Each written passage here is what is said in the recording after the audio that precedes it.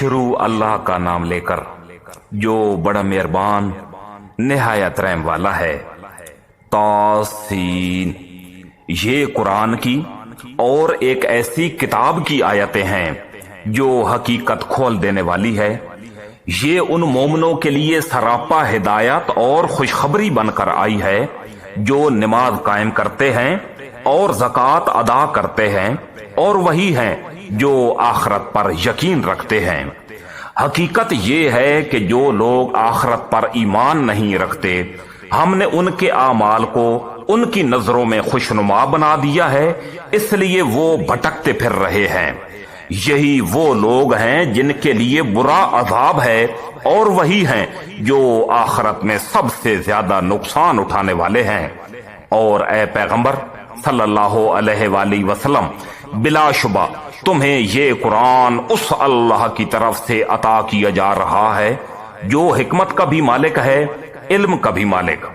اس وقت کو یاد کرو جب موسیٰ علیہ السلام نے اپنے گھر والوں سے کہا تھا کہ مجھے ایک آگ نظر آئی ہے، میں ابھی تمہارے پاس وہاں سے کوئی خبر لے کر آتا ہوں، یا پھر تمہارے پاس آگ کا کوئی شعلہ اٹھا کر لے آؤں گا تاکہ تم آگ سے گرمی حاصل کر سکو۔ چنانچہ جب وہ اس آگ کے قریب پہنچے تو انہیں آواز دی گئی کہ برکت ہو ان پر جو اس آگ کے اندر ہیں، اور اس پر بھی جو اس کے آس پاس ہے، اور پاک ہے اللہ جو سارے جہانوں کا پروردگار ہے۔ اے موسیٰ، بات یہ ہے کہ میں اللہ ہوں، بڑے اقتدار والا، بڑی حکمت والا۔ اور ذرا اپنی لاٹھی کو نیچے پھینکو۔ پھر جب انہوں نے لاٹھی کو دیکھا کہ وہ اس طرح حرکت کر رہی ہے جیسے وہ کوئی سانپ ہو، تو وہ پیٹ پھیر کر بھاگے اور پیچھے مڑ کر بھی نہ دیکھا۔ ارشاد ہوا، موسیٰ ڈرو نہیں، جن کو پیغمبر بنایا جاتا ہے ان کو میرے حضور کوئی اندیشہ نہیں ہوتا، الا یہ کہ کسی نے کوئی زیادتی کی ہو، پھر وہ برائی کے بعد اسے بدل کر اچھے کام کر لے تو میں بہت بخشنے والا بڑا مہربان ہوں۔ اور اپنا ہاتھ گریبان میں داخل کرو تو وہ کسی بیماری کے بغیر سفید ہو کر نکلے گا۔ یہ دونوں باتیں ان 9 نشانیوں میں سے ہیں جو فرعون اور اس کی قوم کی طرف تمہارے ذریعے بھیجی جا رہی ہیں۔ حقیقت یہ ہے کہ وہ نافرمان لوگ ہیں۔ پھر ہوا یہ کہ جب ان کے پاس ہماری نشانیاں اس طرح پہنچی کہ وہ آنکھ کھولنے والی تھیں تو انہوں نے کہا یہ تو کھلا ہوا جادو ہے۔ اور اگرچہ ان کے دلوں کو ان کی سچائی کا یقین ہو چکا تھا، مگر انہوں نے ظلم اور تکبر کی وجہ سے ان کا انکار کیا۔ اب دیکھ لو ان فساد مچانے والوں کا انجام کیسا ہوا۔ اور ہم نے داؤد علیہ السلام اور سلیمان علیہ السلام کو علم عطا کیا، اور انہوں نے کہا تمام تعریفیں اللہ کی ہیں جس نے ہمیں اپنے بہت سے مومن بندوں پر فضیلت عطا فرمائی ہے۔ اور سلیمان علیہ السلام کو داؤد علیہ السلام کی وراثت ملی، اور انہوں نے کہا اے لوگو، ہمیں پرندوں کی بولی سکھائی گئی ہے اور ہمیں ہر ضرورت کی چیز عطا کی گئی ہے۔ یقیناً یہ اللہ تعالیٰ کا کھلا ہوا فضل ہے۔ اور سلیمان علیہ السلام کے لیے ان کے سارے لشکر جمع کر دیے گئے تھے جو جنات، انسانوں اور پرندوں پر مشتمل تھے، چنانچہ انہیں قابو میں رکھا جاتا تھا، یہاں تک کہ ایک دن جب یہ سب چیونٹیوں کی وادی میں پہنچے تو ایک چیونٹی نے کہا چیونٹیوں اپنے اپنے گھروں میں گھس جاؤ، کہیں ایسا نہ ہو کہ سلیمان علیہ السلام اور ان کا لشکر تمہیں پیس ڈالے اور انہیں پتہ بھی نہ چلے۔ اس کی بات پر سلیمان علیہ السلام مسکرا کر ہنسے اور کہنے لگے میرے پروردگار، مجھے اس بات کا پابند بنا دیجئے کہ میں ان نعمتوں کا شکر ادا کروں جو آپ نے مجھے اور میرے والدین کو عطا فرمائی ہیں، اور وہ نیک عمل کروں جو آپ کو پسند ہو، اور اپنی رحمت سے مجھے اپنے نیک بندوں میں شامل فرما لیجئے۔ اور انہوں نے ایک مرتبہ پرندوں کی حاضری لی تو کہا کیا بات ہے، مجھے ہدہد نظر نہیں آ رہا، کیا وہ کہیں غائب ہو گیا ہے؟ میں اسے سخت سزا دوں گا یا اسے ذبح کر ڈالوں گا، الا یہ کہ وہ میرے سامنے کوئی واضح وجہ پیش کرے۔ پھر ہدہد نے زیادہ دیر نہیں لگائی اور آ کر کہا کہ میں نے ایسی معلومات حاصل کی ہیں جن کا آپ کو علم نہیں ہے، اور میں ملک سبا سے آپ کے پاس ایک یقینی خبر لے کر آیا ہوں۔ میں نے وہاں ایک عورت کو پایا جو ان لوگوں پر بادشاہت کر رہی ہے، اور اس کو ہر طرح کا ساز و سامان دیا گیا ہے، اور اس کا ایک شاندار تخت بھی ہے۔ میں نے اس عورت اور اس کی قوم کو پایا ہے کہ وہ اللہ کو چھوڑ کر سورج کے آگے سجدے کرتے ہیں، اور شیطان نے ان کو یہ سمجھا دیا ہے کہ ان کے اعمال بہت اچھے ہیں، چنانچہ اس نے انہیں صحیح راستے سے روک رکھا ہے، اور اس طرح وہ ہدایت سے اتنے دور ہیں کہ اللہ کو سجدہ نہیں کرتے، جو آسمانوں اور زمین کی چھپی ہوئی چیزوں کو باہر نکال لاتا ہے، اور تم جو کچھ چھپاؤ اور جو کچھ ظاہر کرو سب کچھ جانتا ہے۔ اللہ تو وہ ہے جس کے سوا کوئی عبادت کے لائق نہیں ہے، اور جو عرش عظیم کا مالک ہے۔ سلیمان علیہ السلام نے کہا، ہم ابھی دیکھ لیتے ہیں کہ تم نے سچ کہا ہے یا جھوٹ بولنے والوں میں تم بھی شامل ہو گئے ہو۔ میرا یہ خط لے کر جاؤ اور ان کے پاس ڈال دینا، پھر الگ ہٹ جانا اور دیکھنا کہ وہ جواب میں کیا کرتے ہیں۔ چنانچہ ہدہد نے ایسا ہی کیا، اور ملکہ نے اپنے درباریوں سے کہا، قوم کے سرداروں، میرے سامنے ایک باوقار خط ڈالا گیا ہے، وہ سلیمان علیہ السلام کی طرف سے آیا ہے، اور وہ اللہ کے نام سے شروع کیا گیا ہے جو رحمان و رحیم ہے۔ اس میں لکھا ہے کہ میرے مقابلے میں سرکشی نہ کرو اور میرے پاس تابعدار بن کر چلے آؤ۔ ملکہ نے کہا، قوم کے سرداروں، جو مسئلہ میرے سامنے آیا ہے اس میں مجھے فیصلہ کن مشورہ دو۔ میں کسی مسئلے کا حتمی فیصلہ اس وقت تک نہیں کرتی جب تک تم میرے پاس موجود نہ ہو۔ انہوں نے کہا، ہم طاقتور اور ڈٹ کر لڑنے والے لوگ ہیں، آگے معاملہ آپ کے سپرد ہے، اب آپ دیکھ لیں کہ کیا حکم دیتی ہیں۔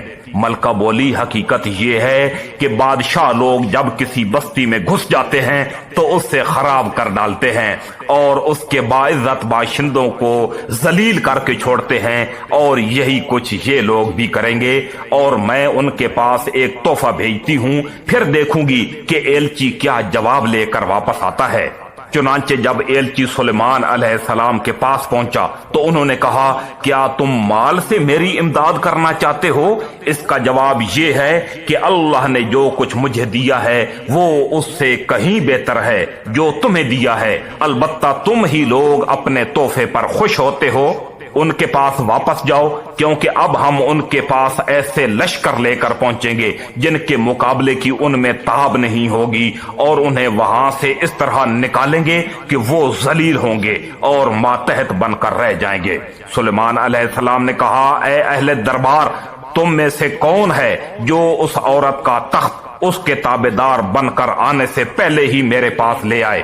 ایک قوی ہیکل جن نے کہا، آپ اپنی جگہ سے ابھی اٹھے بھی نہ ہوں گے کہ میں اس سے پہلے ہی اسے آپ کے پاس لے آؤں گا، اور یقین رکھیے کہ میں اس کام کی پوری طاقت رکھتا ہوں اور امانت دار بھی ہوں۔ جس کے پاس کتاب کا علم تھا وہ بول اٹھا، میں آپ کی آنکھ جھپکنے سے پہلے ہی اسے آپ کے پاس لے آتا ہوں۔ چنانچہ جب سلیمان علیہ السلام نے وہ تخت اپنے پاس رکھا ہوا دیکھا تو کہا، یہ میرے پروردگار کا فضل ہے تاکہ وہ مجھے آزمائے کہ میں شکر کرتا ہوں یا ناشکری، اور جو کوئی شکر کرتا ہے تو اپنے ہی فائدے کے لیے شکر کرتا ہے، اور اگر کوئی ناشکری کرے تو میرا پروردگار بے نیاز ہے، کریم ہے۔ سلیمان علیہ السلام نے اپنے خدام سے کہا کہ اس ملکہ کے تخت کو اس کے لیے اجنبی بنا دو، دیکھیں وہ اسے پہچانتی ہے یا وہ ان لوگوں میں سے ہے جو حقیقت تک نہیں پہنچتے۔ غرض جب وہ آئی تو اس سے پوچھا گیا، کیا تمہارا تخت ایسا ہی ہے؟ کہنے لگی، ایسا لگتا ہے کہ یہ تو بالکل وہی ہے، ہمیں تو اس سے پہلے ہی آپ کی سچائی کا علم عطا ہو گیا تھا اور ہم سر جھکا چکے تھے، اور اب تک اس کو ایمان لانے سے اس بات نے روک رکھا تھا کہ وہ اللہ کے بجائے دوسروں کی عبادت کرتی تھی اور ایک کافر قوم سے تعلق رکھتی تھی۔ اس سے کہا گیا کہ اس محل میں داخل ہو جاؤ۔ اس نے جو دیکھا تو یہ سمجھی کہ یہ پانی ہے، اس لیے اس نے پائچے چڑھا کر اپنی پنڈلیاں کھول دیں۔ سلیمان علیہ السلام نے کہا یہ تو محل ہے جو شیشوں کی وجہ سے شفاف نظر آ رہا ہے۔ ملکہ بول اٹھی میرے پروردگار، حقیقت یہ ہے کہ میں نے اب تک اپنی جان پر ظلم کیا ہے، اور اب میں نے سلیمان کے ساتھ رب العالمین کی فرما برداری قبول کر لی ہے، اور ہم نے قوم سمود کے پاس ان کے بھائی صالح کو یہ پیغام دے کر بھیجا کہ تم اللہ کی عبادت کرو، تو اچانک وہ دو گروہ بن گئے جو آپس میں جھگڑنے لگے۔ صالح علیہ السلام نے کہا میری قوم کے لوگوں، اچھائی سے پہلے برائی کو کیوں جلدی مانگتے ہو؟ تم اللہ سے معافی کیوں نہیں مانگتے تاکہ تم پر رحم فرمایا جائے؟ انہوں نے کہا ہم نے تو تم سے اور تمہارے ساتھیوں سے برا شگون لیا ہے۔ صالح علیہ السلام نے کہا تمہارا شگون تو اللہ کے قبضے میں ہے، البتہ تم لوگوں کی آزمائش ہو رہی ہے۔ اور شہر میں 9 آدمی ایسے تھے جو زمین میں فساد مچاتے تھے اور اصلاح کا کام نہیں کرتے تھے۔ انہوں نے آپس میں ایک دوسرے سے کہا سب مل کر اللہ کی قسم کھاؤ کہ ہم صالح اور اس کے گھر والوں پر رات کے وقت حملہ کریں گے، پھر اس کے وارث سے کہہ دیں گے کہ ہم ان گھر والوں کی ہلاکت کے وقت موجود ہی نہ تھے، اور یقین جانو ہم بالکل سچے ہیں۔ انہوں نے یہ چال چلی، اور ہم نے بھی ایک چال اس طرح چلی کہ ان کو پتہ بھی نہ لگ سکا۔ اب دیکھو کہ ان کی چال بازی کا انجام کیسا ہوا کہ ہم نے انہیں اور ان کی ساری قوم کو تباہ کر کے رکھ دیا۔ چنانچہ وہ رہے ان کے گھر جو ان کے ظلم کی وجہ سے ویران پڑے ہیں۔ یقیناً اس واقعے میں ان لوگوں کے لیے عبرت کا سامان ہے جو علم سے کام لیتے ہیں، اور جو لوگ ایمان لائے تھے اور تقوی اختیار کیے ہوئے تھے ان سب کو ہم نے بچا لیا، اور ہم نے لوط علیہ السلام کو پیغمبر بنا کر بھیجا، جبکہ انہوں نے اپنی قوم سے کہا تھا کہ کیا تم کھلی آنکھوں دیکھتے ہوئے بھی بے حیائی کا یہ کام کرتے ہو؟ کیا یہ کوئی یقین کرنے والی بات ہے کہ تم اپنی جنسی خواہشات کے لیے عورتوں کو چھوڑ کر مردوں کے پاس جاتے ہو؟ حقیقت یہ ہے کہ تم بڑی جہالت کے کام کرنے والے لوگ ہو۔ اس پر یہ کہنے کے سوا ان کی قوم کا کوئی جواب نہیں تھا کہ لوط کے گھر والوں کو اپنی بستی سے نکال باہر کرو، یہ بڑے پاک باز بنتے ہیں۔ پھر ہوا یہ کہ ہم نے لوط علیہ السلام اور ان کے گھر والوں کو بچا لیا، سوائے ان کی بیوی کے، جس کے بارے میں ہم نے یہ طے کر دیا تھا کہ وہ پیچھے رہ جانے والوں میں شامل رہے گی، اور ہم نے ان پر ایک زبردست بارش برسائی، چنانچہ بہت بری بارش تھی جو ان لوگوں پر برسی جنہیں پہلے سے خبردار کر دیا گیا تھا۔ اے پیغمبر صلی اللہ علیہ وآلہ وسلم کہو تمام تعریفیں اللہ کے لیے ہیں، اور سلام ہو اس کے ان بندوں پر جن کو اس نے منتخب فرمایا ہے۔ بتاؤ کیا اللہ بہتر ہے یا وہ جن کو ان لوگوں نے اللہ کی خدائی میں شریک بنا رکھا ہے؟ بھلا وہ کون ہے جس نے آسمانوں اور زمین کو پیدا کیا اور تمہارے لیے آسمان سے پانی اتارا، پھر ہم نے اس پانی سے با رونق باغ اگائے؟ تمہارے بس میں نہیں تھا کہ تم ان کے درختوں کو اگا سکتے؟ کیا پھر بھی تم کہتے ہو کہ اللہ کے ساتھ کوئی اور خدا ہے؟ نہیں، بلکہ ان لوگوں نے راستے سے منہ موڑ رکھا ہے۔ بھلا وہ کون ہے جس نے زمین کو قرار کی جگہ بنایا اور اس کے بیچ بیچ میں دریا پیدا کیے، اور اس کو ٹھہرانے کے لیے پہاڑوں کی میخیں گاڑ دیں، اور 2 سمندروں کے درمیان ایک آڑ رکھ دی؟ کیا پھر بھی تم کہتے ہو کہ اللہ کے ساتھ کوئی اور خدا ہے؟ نہیں، بلکہ ان میں سے اکثر لوگ حقیقت سے ناواقف ہیں۔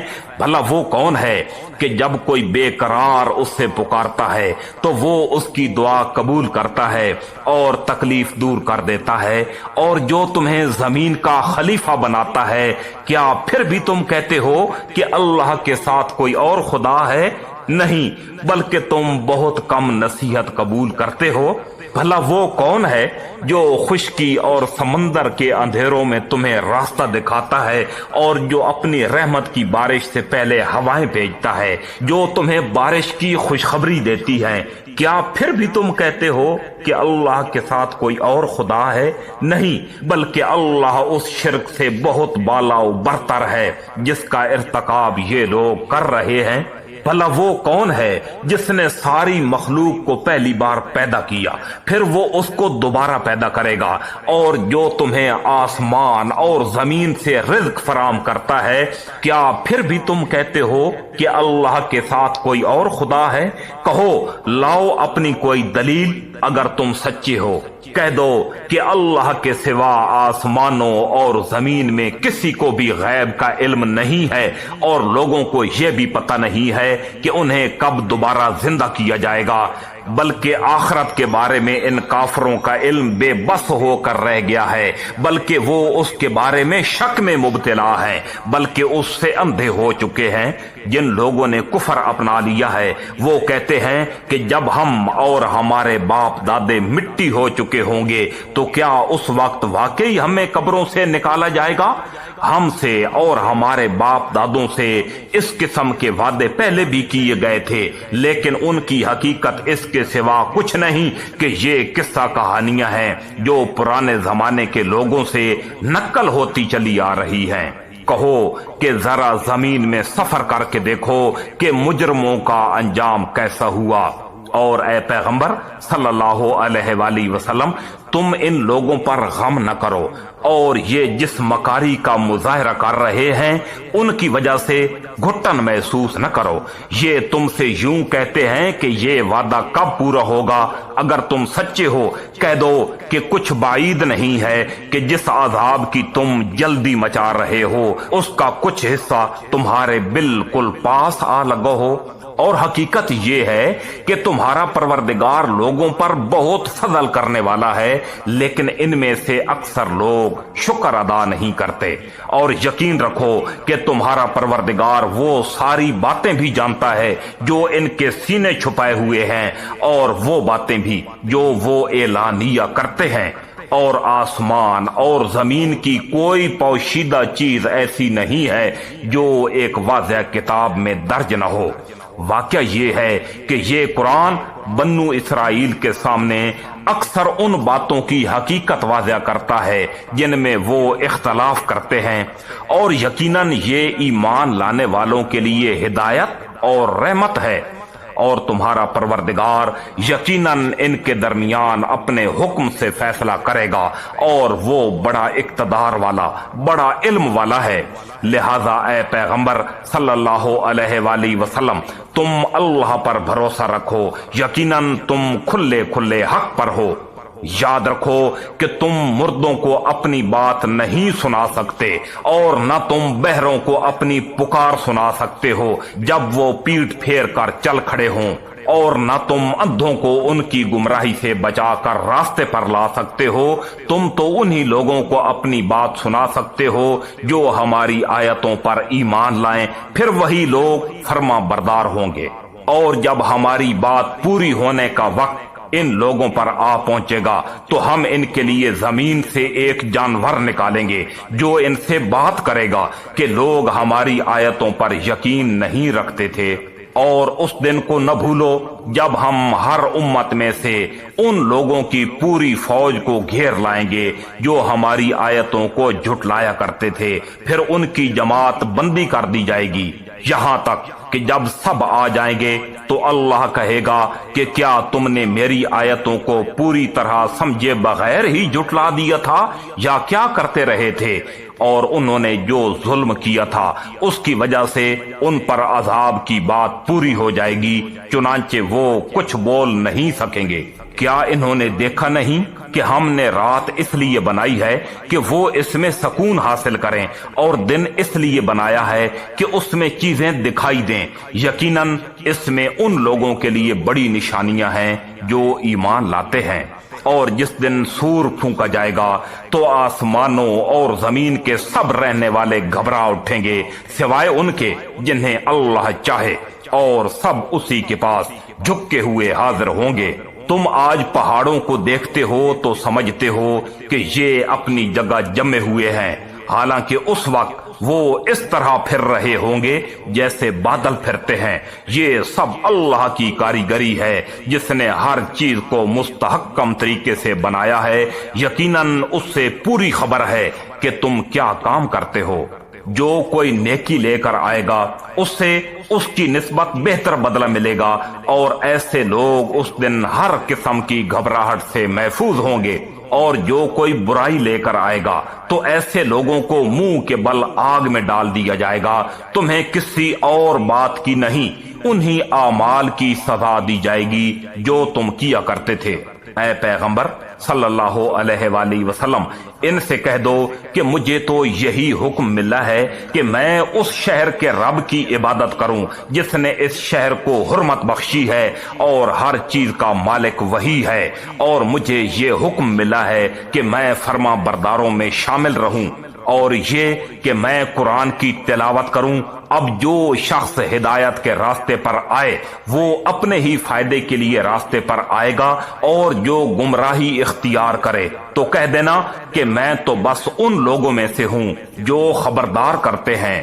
اور کہہ دو کہ تمام تعریفیں اللہ کی ہیں، وہ تمہیں اپنی نشانیاں دکھائے گا، پھر تم انہیں پہچان بھی لوگے، اور تمہارا پروردگار تمہارے کاموں سے بے خبر نہیں ہے۔